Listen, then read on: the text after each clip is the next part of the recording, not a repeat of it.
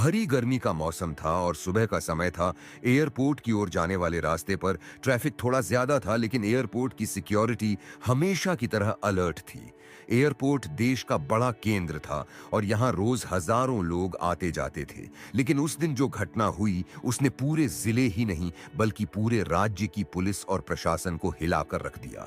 सुबह सुबह एक बड़ी काली गाड़ी एयरपोर्ट की पार्किंग की ओर बढ़ रही थी। गाड़ी बिल्कुल शाही अंदाज में चल रही थी और उसके भीतर बैठा था जिले का बड़ा मंत्री, जिसका नाम हर जगह चर्चाओं में रहता था। यह मंत्री अपनी रुतबे और ताकत के लिए मशहूर था, लेकिन उसकी आदत थी कि वह प्रोटोकॉल से ज्यादा घुलता मिलता नहीं था। अक्सर बिना सिक्योरिटी और बिना काफिले के ही निकल पड़ता था। उसे लगता था कि लोग उसे पहचान लेंगे और उसे कोई रोक नहीं सकता। लेकिन उस दिन एयरपोर्ट पर ड्यूटी में तैनात कुछ पुलिस वाले ऐसे थे जिन्हें न तो उसका चेहरा ठीक से पता था और न ही उन्होंने उसकी गाड़ी देखी थी। जैसे ही मंत्री की गाड़ी एयरपोर्ट के गेट के पास पहुंची, पुलिस ने उसे रोक लिया।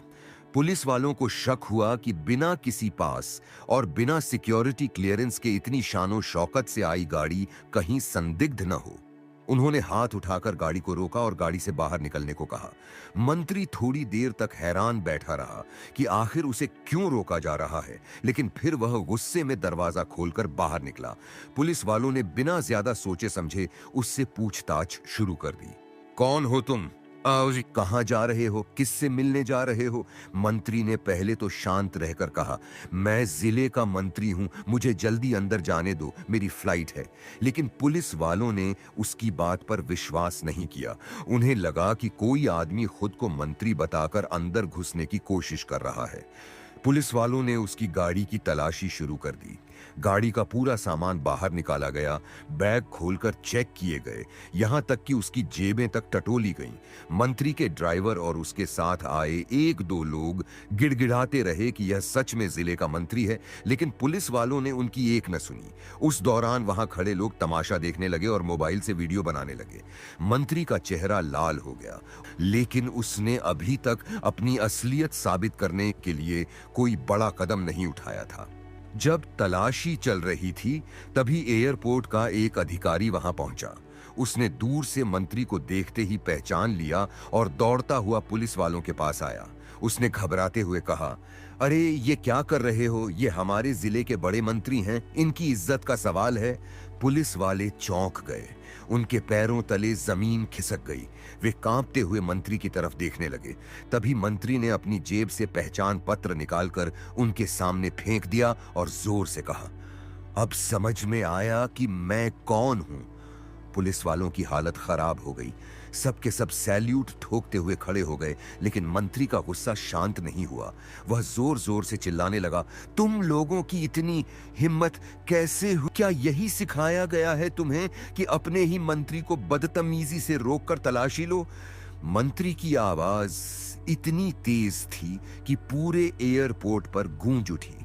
आसपास खड़े लोग खुसुर फुसुर करने लगे। किसी ने कहा कि पुलिस ने अच्छा किया, हर किसी की जांच होनी चाहिए, तो किसी ने कहा कि यह तो मंत्री की बेइज्जती हो गई। इसी बीच मंत्री ने अपने खास अधिकारियों को फोन लगाया।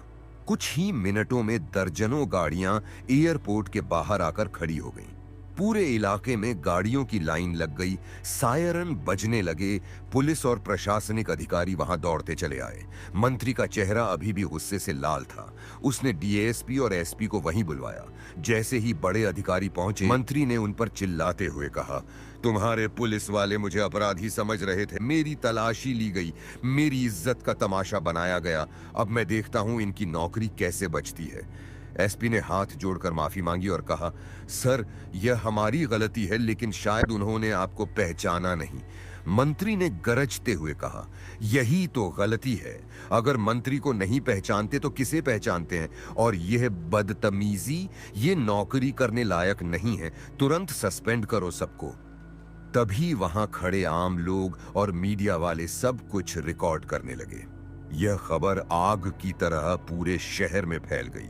हर कोई कह रहा था कि मंत्री की बेइज्जती हुई है, तो कोई कह रहा था कि पुलिस ने अपना काम ही किया है। लेकिन मंत्री का दबदबा इतना था कि कुछ ही घंटों में उन पुलिस वालों को निलंबित कर दिया गया।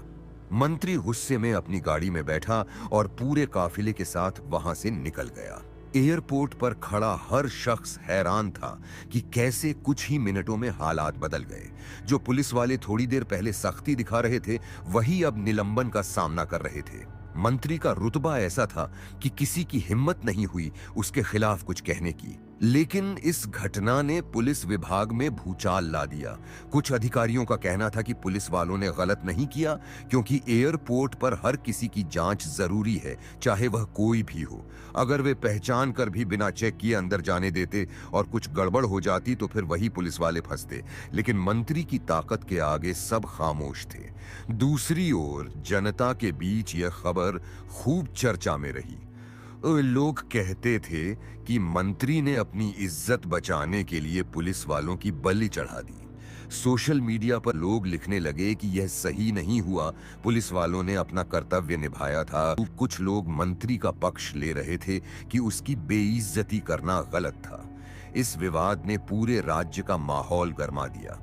मंत्री को भी एहसास हुआ कि उसने गुस्से में आकर मामला ज्यादा बिगाड़ दिया है। लेकिन अब उसके लिए पीछे हटना आसान नहीं था, क्योंकि अगर वह पुलिस वालों को माफ कर देता तो उसकी इज्जत पर सवाल उठते। इसलिए उसने अपने फैसले पर डटे रहना ही बेहतर समझा। पुलिस वालों की सस्पेंशन की खबर घर घर तक पहुंच गई। उनके परिवार वाले दुखी थे। किसी की बूढ़ी मां रो रही थी तो किसी की पत्नी परेशान थी कि घर कैसे चलेगा। वे सब कहते थे कि हमारे आदमी ने तो अपना काम ही किया, लेकिन गलती सिर्फ इसलिए मानी गई क्योंकि सामने मंत्री था। यह घटना धीरे धीरे और बड़ी बन गई। विपक्षी पार्टियां भी इस मामले को उठाने लगीं। वे कहते थे कि मंत्री ने अपनी ताकत दिखाने के लिए ईमानदार पुलिस वालों को सजा दी। लोग कहते थे कि यही है असली राजनीति, जहां ताकतवर हमेशा बच निकलता है और गरीब या छोटा आदमी पिस जाता है। समय बीतता गया, लेकिन इस घटना की गूंज लंबे समय तक सुनाई देती रही।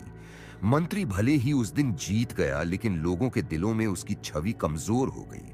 वहीं उन पुलिस वालों को भी बाद में न्याय मिला, जब जांच में साबित हुआ कि उन्होंने सिर्फ अपना काम किया था, लेकिन तब तक उनकी जिंदगी का एक बड़ा हिस्सा बर्बाद हो चुका था।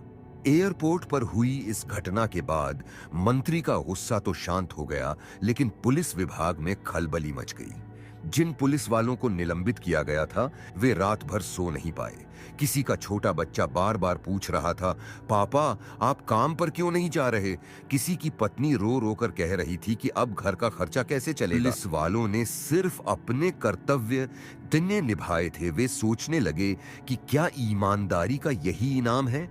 उधर मंत्री का पूरा काफिला जैसे ही उसके घर पहुंचा, बाहर मीडिया पहले से तैनात थी। पत्रकारों ने मंत्री से सवाल पूछने शुरू किए। सर, क्या आपको लगता है पुलिस ने गलत किया? क्या एयरपोर्ट पर सुरक्षा जांच जरूरी नहीं है?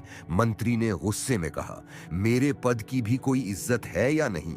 मैं कोई आम आदमी नहीं हूं कि मुझे सड़क पर रोककर तमाशा बनाया जाए है।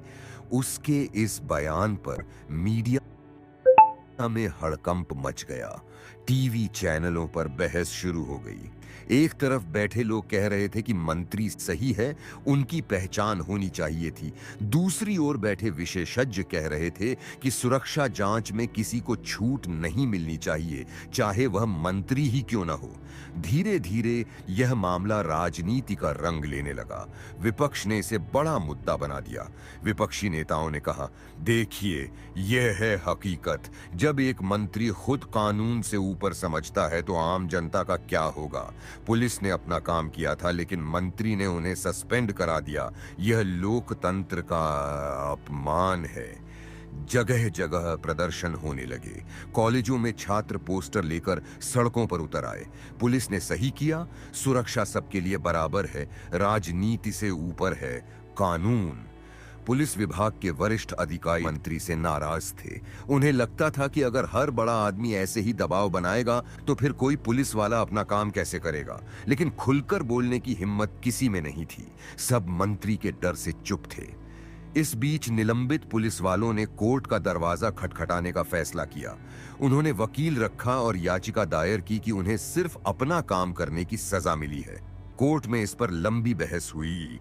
वह वकील ने कहा, माननीय न्यायालय, अगर पुलिस वालों को सुरक्षा जांच करने पर ही सजा दी जाएगी तो फिर कल कोई भी अपराधी खुद को मंत्री बताकर एयरपोर्ट में घुस सकता है। यह कानून और सुरक्षा के साथ खिलवाड़ है। इस दलील का असर हुआ। कोर्ट ने मामले की पूरी रिपोर्ट मंगाई और जांच का आदेश दिया। जैसे ही यह खबर फैली, जनता की सहानुभूति पुलिस वालों के साथ खड़ी हो गई।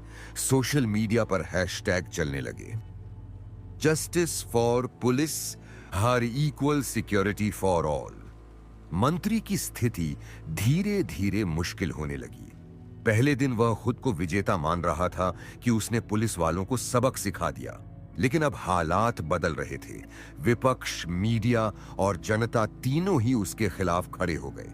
यहां तक कि उसकी अपनी पार्टी के कुछ साथी भी कहने लगे कि मामला ज्यादा बिगाड़ दिया गया है। एक दिन मंत्री के घर के बाहर भीड़ इकट्ठा हो गई। लोग नारे लगाने लगे, मंत्री इस्तीफा दो, सबके लिए बराबर है। मंत्री घर के भीतर बैठा यह सब देख रहा था। उसके मन में पहली बार डर की लहर दौड़ी। उसे लगा कि कहीं यह मामला उसके करियर के लिए भारी न पड़ जाए। दूसरी तरफ निलंबित पुलिस वालों के घरों में थोड़ी उम्मीद जागी। लोग उनके समर्थन में खड़े होने लगे। मोहल्ले के लोग उनके घर खाने पीने का सामान लेकर जाते और कहते, भाई आपने गलत नहीं किया। यह समर्थन देखकर पुलिस वालों की आंखों में आंसू आ जाते। जब कोर्ट में रिपोर्ट पेश हुई तो साफ लिखा गया कि एयरपोर्ट की सुरक्षा व्यवस्था के तहत हर किसी की जांच अनिवार्य है, चाहे वह मंत्री हो या कोई और। जांच करने वाले पुलिस वालों ने अपने कर्तव्य का पालन किया था। रिपोर्ट आते कोर्ट ने पुलिस वालों को तुरंत बहाल करने का आदेश दिया और कहा कि उनके खिलाफ की गई कार्रवाई अनुचित है। यह फैसला आते ही पूरे राज्य में खुशी की लहर दौड़ गई। लोग कहने लगे कि आखिर न्याय हुआ।